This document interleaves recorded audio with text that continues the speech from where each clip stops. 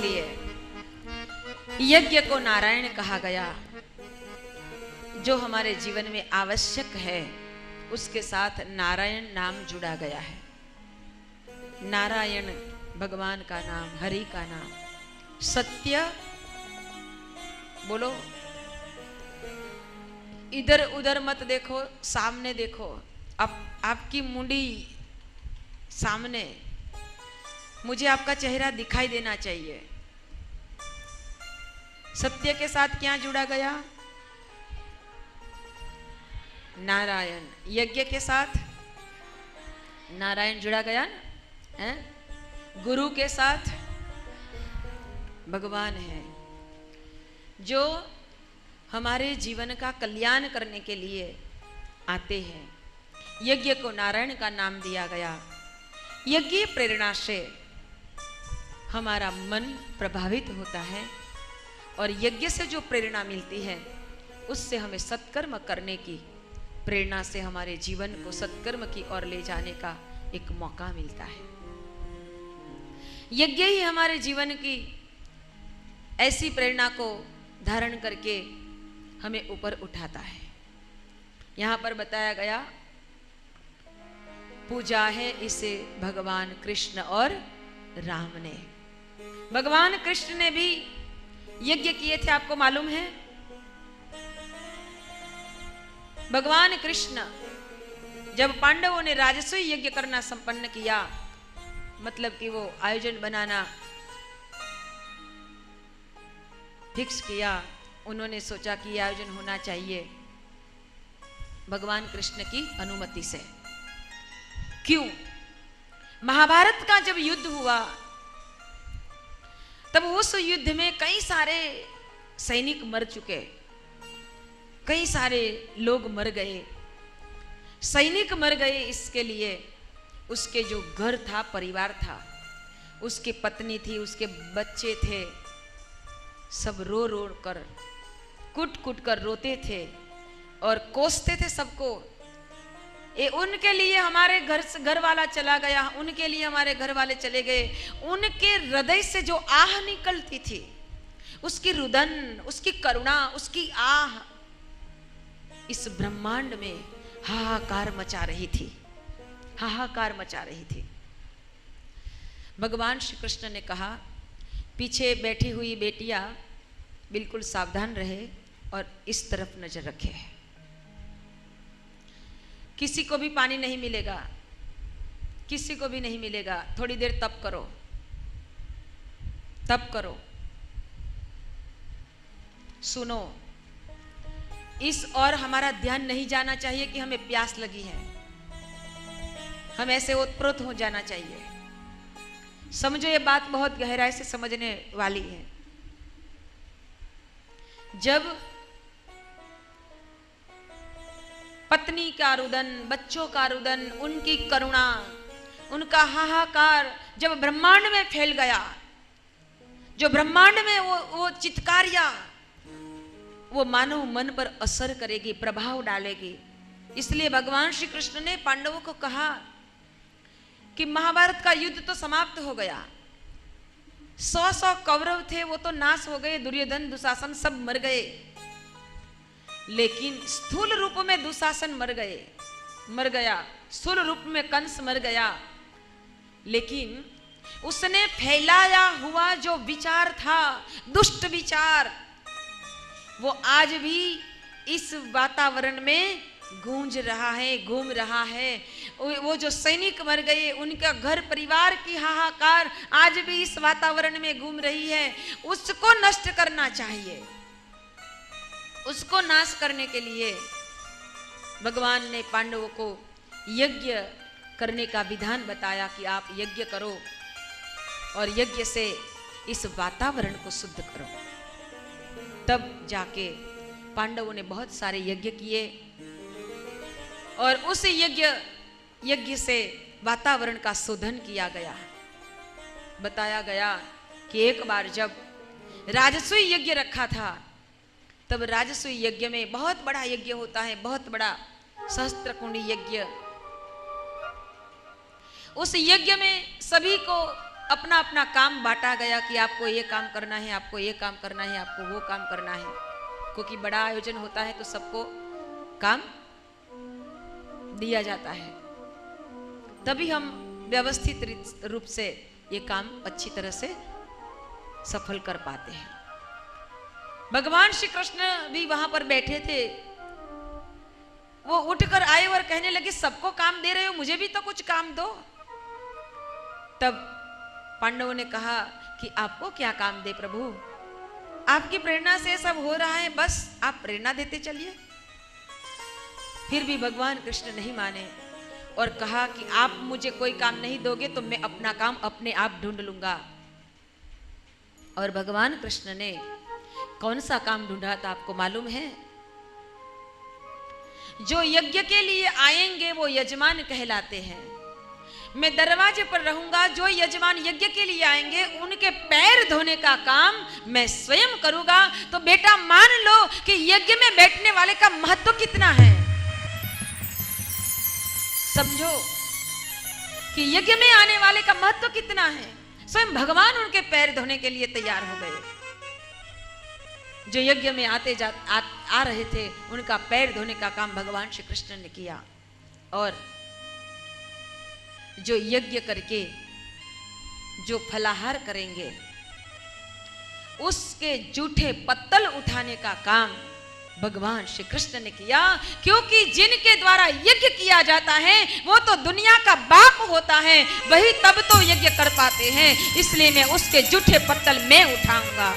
भगवान कृष्ण ने जूठे पत्तल उठाए, अपने सर पर लिया टोकरी और जूठे पत्तल लेकर जाते थे दूर तक, और दूर वो कचरा जहां पर इकट्ठा किया गया था वहां पर वो छोड़ आते थे। ऐसा काम स्वयं भगवान ने किया था। क्यों किया था? हम सबको समझाने के लिए कि बेटा यज्ञ जैसा कर्म कोई साधारण कर्म नहीं है। यज्ञ कोई साधारण कर्म नहीं है। यज्ञ जो करता है उससे तो पूरी सृष्टि प्रसन्न होती है, भगवान प्रसन्न होते हैं, जल्दी प्रसन्न होते हैं भगवान यज्ञ से, क्योंकि यज्ञ में आहुति दी जाती है, वैदिक मंत्रों का गान किया जाता है, और जो ऊर्जाएं उठती है उस ऊर्जा के साथ वैदिक मंत्रों के ज्ञान से जो भी वाइब्रेशन उनमें मिल जाते हैं उससे कई गुना ज्यादा ये ऊर्जा तत्व बढ़ जाता है, संसार का कल्याण होता है। इस संसार का कल्याण करने के लिए, इस वातावरण में जो फैले हुए जहर को दूर करने के लिए, इस जहर को नाश करने के लिए हमारे पास और कोई उपाय नहीं है, केवल यज्ञ ही उपाय है। इसलिए हमारे परम पूज्य गुरुदेव युग ऋषि दृष्टा ने देखा कि अगले समय में ये सारी फैक्ट्रियां चलने लगेगी, सारे व्हीकल चलने लगेंगे और कार्बन डाइऑक्साइड, कार्बन मोनोऑक्साइड पूरी धरती पर इतना प्रदूषण प्रदूषण प्रदूषण इतना फैल जाएगा। उस पॉल्यूशन से हमें मुक्त करना है हमारे दुनिया वासियों को, हमारे भारतवासियों को। तो इस भारतवासियों को ही जागरूक होना पड़ेगा, और जागरूक होकर यही यज्ञ विधान को हर घर घर में जागृत करना पड़ेगा, हर घर घर में उसको अपनाना पड़ेगा। अगर हम इसको घर घर में अपनाने के लिए तैयार हो जाएंगे ना, तो हर घर से ऊर्जा निकलने लगेगी, हर घर से ऊर्जा निकलने लगेगी, तो क्या वातावरण शुद्ध होगा कि नहीं होगा? होगा कि नहीं होगा? इसलिए तो इस वातावरण को शुद्ध करने के लिए आज हम जो श्वास ले रहे हैं ना, ऐसी बड़ी नगरी में जाएंगे और जो घींच बसती है वहां पर जाएंगे तो हम जो श्वास लेते हैं ना, उस श्वास में भी हमें ऑक्सीजन नहीं मिलता है, वही धुआं निकलता हुआ। व्हीकल ऐसे चलते हैं, पूरा रास्ता जाम है, सब में से वो धुआं निकलता है, और वही कार्बन डाइऑक्साइड और कार्बन मोनोऑक्साइड हमारे श्वास से माध्यम से फेफड़े में जाते हैं। कई सारे रोग जो फैले हैं इसके लिए फैले हैं, हमें शुद्ध हवा नहीं मिलती है। देखो आपको कितनी अच्छी जगह पर ये ले आए, स्वर्ग जैसा लगता है कि नहीं लगता है? लगता है कि नहीं? अरे बोले, लगता हो तो बोले। धीरे धीरे आवाज क्यों निकलती है? अरे सुबह में जल्दी उठना पड़ता है, कैसे स्वर्ग लगता है। यहाँ पर 3 घंटा बिठा देते हैं, कैसे स्वर्ग लगता है।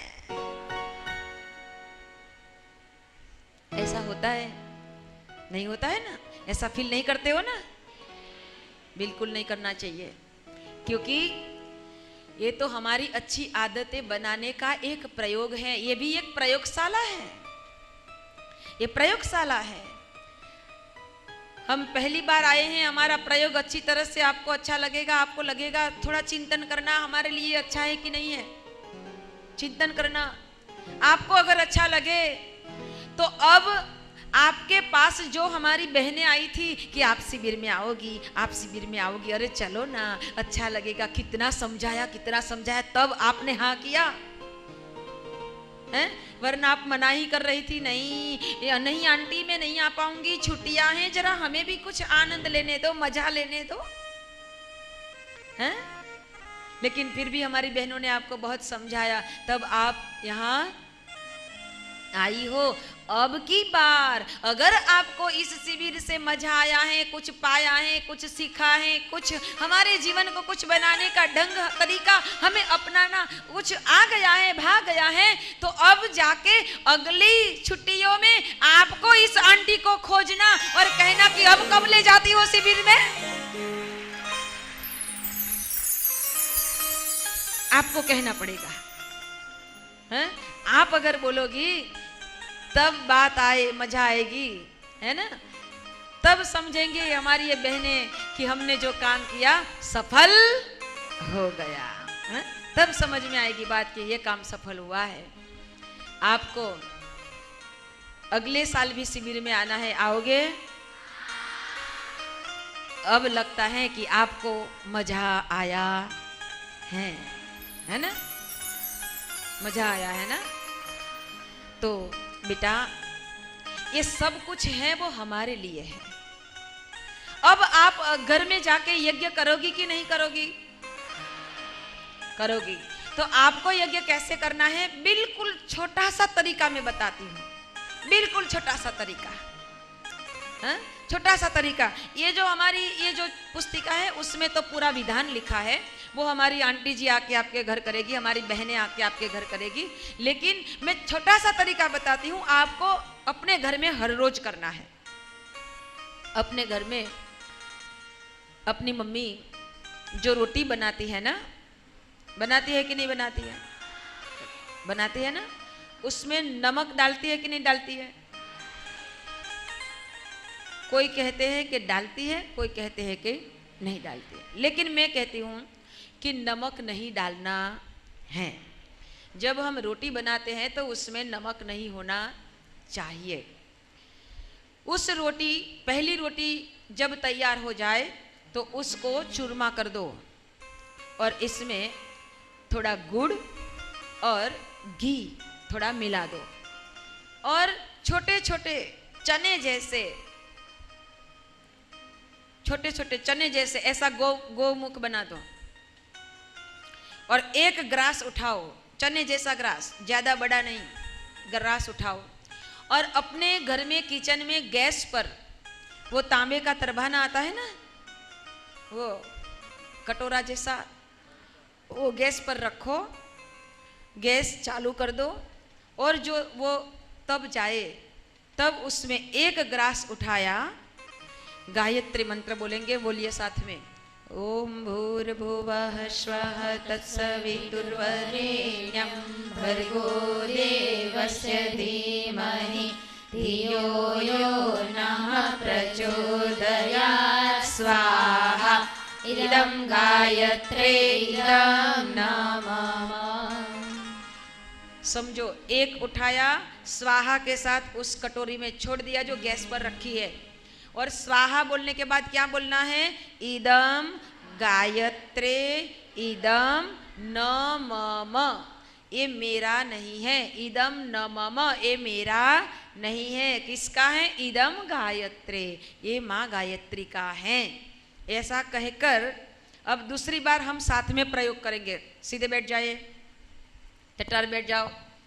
अपने घर में अपने गैस जला दिया है, मान लो ये प्रयोग है, हाँ, आप सबको साथ में करना है।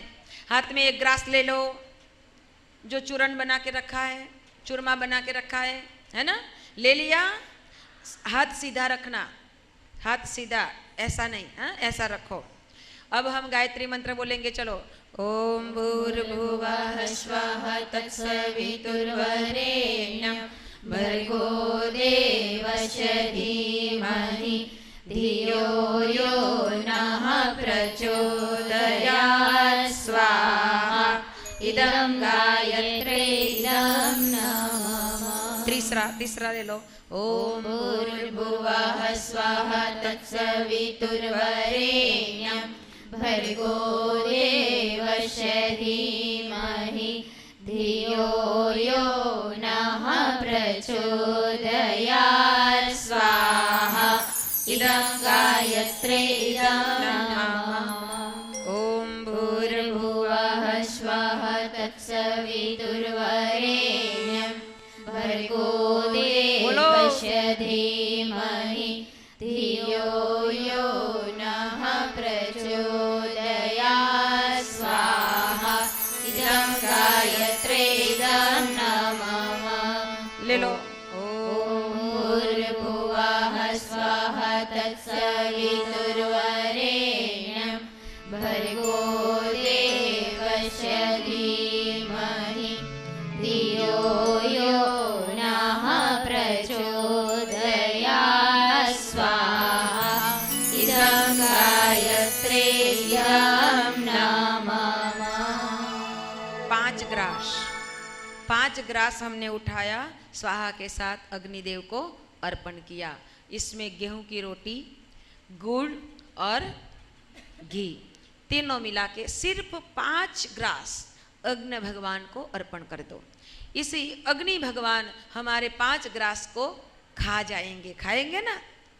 जो खाते हैं उस देव को तो हम देते नहीं हैं, जो नहीं खाते हैं उसको कितने सारे भोग लगाते हैं। खाते हैं वो देवता। जो मूर्ति है कितने सालों से ऐसे ही खड़ी है, आओ जाओ आओ जाओ, हमें कुछ दे जाओ, बस है। उसको हम कितने सारे भोग लगाते हैं, वो खाती नहीं है। वो भोग क्यों लगाते हैं?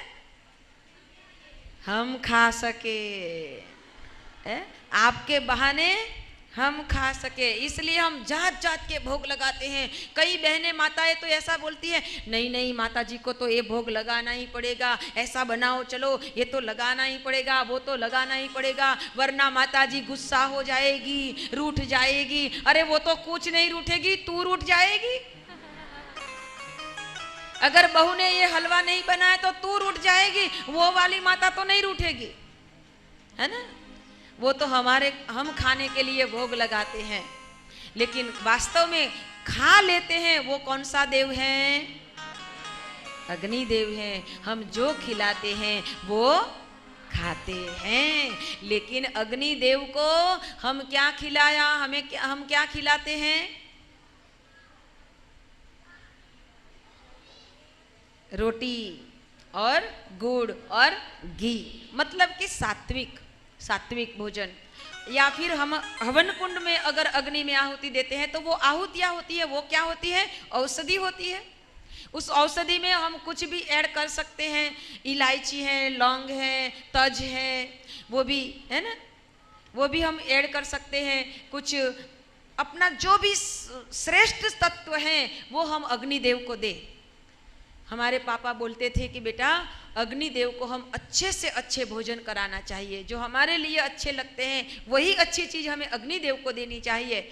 जो बादाम आती है ना, वो बादाम हमको खिलाने नहीं देते थे, खाने नहीं देते थे, लेकिन वो अग्निदेव को जरूर देते थे। तब हमने पूछा था कि हमको नहीं देते थे और ये अग्नि में क्यों दे देते हो?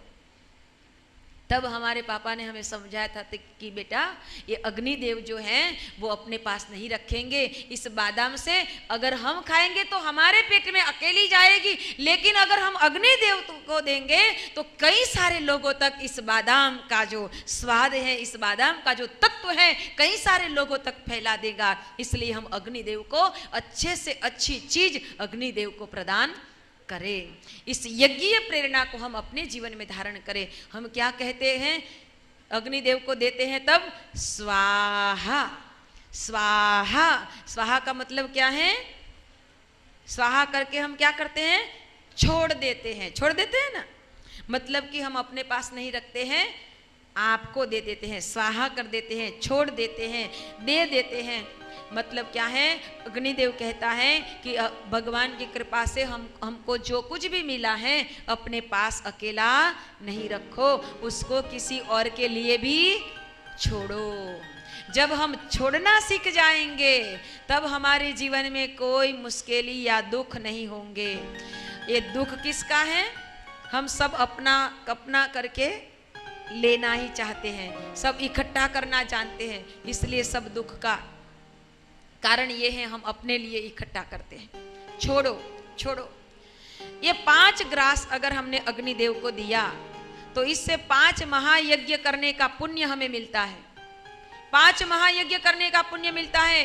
1 ग्रास से हम ऋषि के ऋण से मुक्त होते हैं।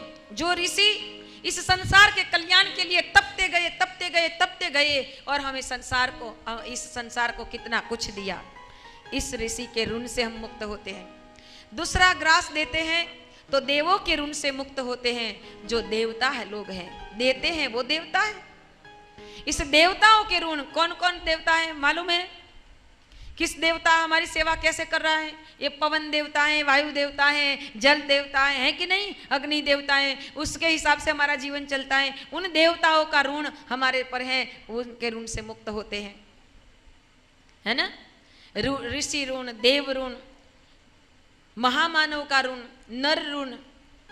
जो ऐसे महामानव इस संसार में आए और वो तप के गए, वो कष्ट सहन करके गए और हमारे लिए सुविधा देते गए। कई सारे ऐसे वैज्ञानिक हैं जिन्होंने रिसर्च करने में अपने जीवन का सुख नहीं माना है। जो वैज्ञानिक को रिसर्च करने बैठते हैं वो प्रयोगशाला में ही उनकी सुबह होती है और प्रयोगशाला में ही उनकी रात होती है। रात दिन उसमें लगे रहते थे, तब वो कुछ जाके कुछ प्राप्त किया और उसने जो प्राप्त किया इससे लाभ किसको मिला? हम सबको मिला है कि नहीं मिला है? उसका यज्ञ था ये। उन महान आत्माओं के लिए हम एक आहुति प्रदान कर रहे हैं, है ना। भूत यज्ञ। इस संसार में कई सारे लोग हैं जिनके हम ऋणी हैं। हमारे चाचा, मामा, दादा, पापा, मम्मी, जो कुछ है, सहेलियां हैं, है ना, अगल बगल में रहने वाले हैं, जो भी कुछ हैं उनके हम कुछ ना कुछ ऋणी हैं। इस ऋण से मुक्त होने के लिए हम एक यज्ञ ये करते हैं और एक यज्ञ है हमारे गुरु के ऋण से मुक्त। गुरु के ऋण से मुक्त तो नहीं हो पाते हैं, लेकिन फिर भी एक यज्ञ, एक ग्रास हम उसके लिए देते हैं जिन्होंने हमें ये सही रास्ता दिखाया। ये यज्ञ का विधान इतना भारी है, इतना भारी है, कितना ही उसको समझने का प्रयत्न करें पूरा नहीं होगा। लेकिन बेटा एक बात समझ लो, इस यज्ञ में हमने जो देना स्वीकार किया है वो अच्छी चीज है। यज्ञ में हम पाव भाजी नहीं दे पाएंगे, ध्यान करना। यज्ञ में हम बर्गर पिज्जा नहीं दे पाएंगे। हाँ? आप पिज्जा खाते हो ना, खाते हो कि नहीं खाते हो? अरे मुंह में पानी मत लाना, अभी नहीं मिलेगा। लेकिन आपको नहीं मालूम है बेटा कि ये पिज्जा कैसे बनता है। आपको नहीं मालूम है, इसलिए आप ऐसे मगर की तरह मुंह फाड़ के उसको खाते हो।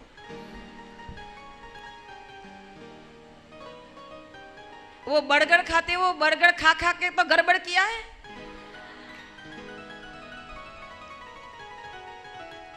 ऐसी चीजें हम यज्ञ में नहीं देते हैं। यज्ञ में सात्विक और श्रेष्ठ चीज दी जाती है। ये जो पिज्जा बनता है उसमें आथा लाने के लिए 7 दिनों तक उसको न जाने कैसे कैसे रखा जाता है, या फिर उसमें ऐसी ईस्ट दी जाती है और उसको फुलाया जाता है और ऐसे आटे से जो रोटियां बनती है उस रोटी में न जाने क्या क्या वो डालते जाते हैं आपके स्वाद को बढ़ाने के लिए। वो बीच में निकला था ना वो मैगी वाला, खाते हो कि नहीं? हाँ खाते हैं। वो हाथ ऊपर करे, वो मैगी खाने वाले हाथ ऊपर करे।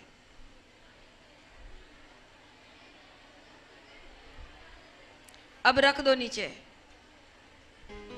वो कैसे बनती है आपको मालूम है? मालूम है?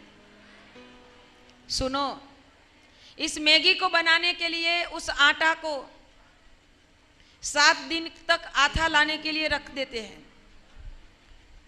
फिर उसको बनाने के बाद उसमें सूअर के मांस का रस निकाल के उसको भावित किया जाता है ताकि वो बहुत टेस्टी लगे आपको।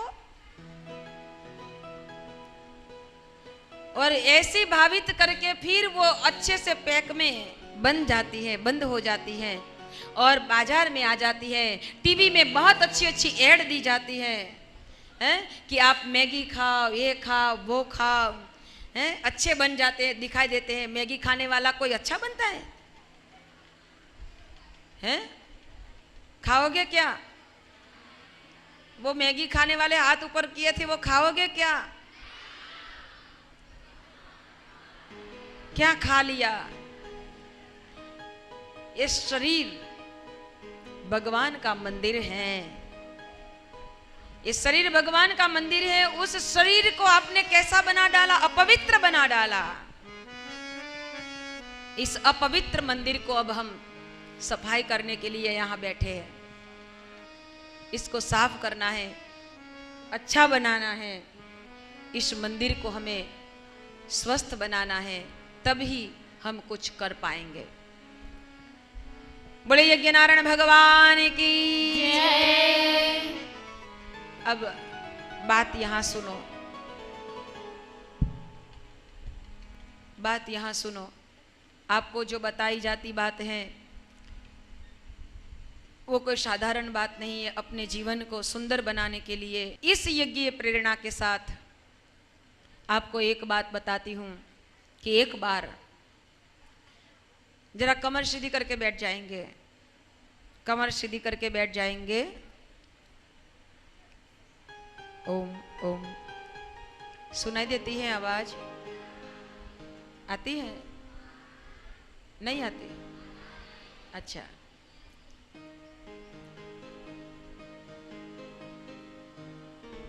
एक बार एक गांव में एक बहन ने अपने बेटे की शादी की। शादी करके अपनी नई दुल्हन को लेकर वो घर आई। नई नई दुल्हन थी, घर आई। वो गांव का विस्तार था और गांव में तो क्या होता है कि वो गैस चूल्हा नहीं होता है ना, वो लकड़ी जलाई जाती है। तो उस सास ने 2-3 दिन तो बहू नई बहू होती है, वो काम नहीं करती है। जो सब आते हैं मिलने जुलने का काम चलता है। एक सप्ताह के बाद जब उसको अपनी सास ने बताया कि बेटा जरा रोटी के लिए आटा गूंद के रखो और पिछवाड़े में जो चूल्हा है वहां पर आप रोटी करने बैठो। जब वो दुल्हन आटा गूंदती है और आटा गूंदकर, थोड़ा आवाज बढ़ाओ, आटा गूंदकर वो पिछवाड़े में जाती है और वहां जाकर वो चूल्हा जलाती है। आटा रखा है और कुछ सामान लेने के लिए वो घर में आती है। उस टाइम में एक कौवा आया और आटा जो गुंदा हुआ रखा था उस आटे में से चोंच लगाई और थोड़ा आटा लेकर वो भाग गया, उड़ गया। जो कुछ सामान लेकर वो दुल्हन बाहर आई, उसने देखा कि अरे ये कौवा आया और चांच में आटा लेकर यहां से उड़ गया। वो रोने लगी, वहां बैठकर वो रोने लगी। जो रोती थी बहू, उसके पास सास आई और सास ने पूछा, अरे बेटा क्या हुआ? तुझे रोटी बिनना नहीं आता है तो मैं कर देती हूँ, रो मत। ला मैं तुझे मदद करती हूँ, तुझे धीरे धीरे सिखा दूंगी। रोना मत बंद करो, रोना बंद करो। लेकिन वो रोती जाती थी। तब सास ने उसने पानी दिया और सर पे